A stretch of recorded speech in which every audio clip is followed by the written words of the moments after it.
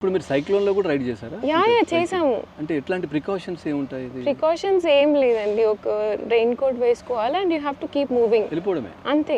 అంటే ఒక పక్కన ఆగడం ఏదో షెల్టర్ ఏముండదు?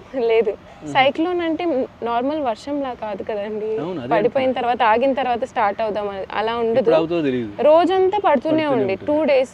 ఇన్ఫాక్ట్ నాకు కోల్డ్ అండ్ కాఫ్ వచ్చింది అనమాట రెయిన్లో రైడ్ చేసినందుకు. But I'm very happy, inside I'm like very satisfied. 600 కిలోమీటర్లు వెళ్ళాలి నేను. సో ఇప్పుడు స్టార్ట్ అవుతున్నాను. ఆ లెంత్ ఎక్కువగా కనిపిస్తూ ఉంటుంది. ఒక్కసారి ఏదైనా భయం అనిపించింది? భయం అయితే అస్సలు లేదండి, నేను అస్సలు భయపడను. ఐ థింక్ మా ఫాదర్ నుంచి వచ్చింది ఆ క్వాలిటీ, ఫియర్లెస్ అనమాట.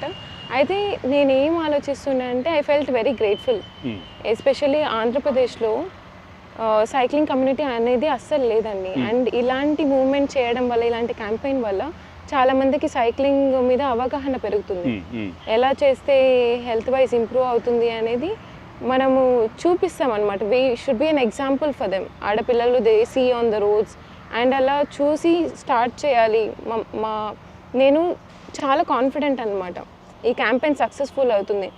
విచ్ మీన్స్ ఒక్క అమ్మాయి అయినా కూడా ఈ జర్నీని ఫాలో అయ్యి సైక్లింగ్ స్టార్ట్ చేస్తే అది నా సక్సెస్.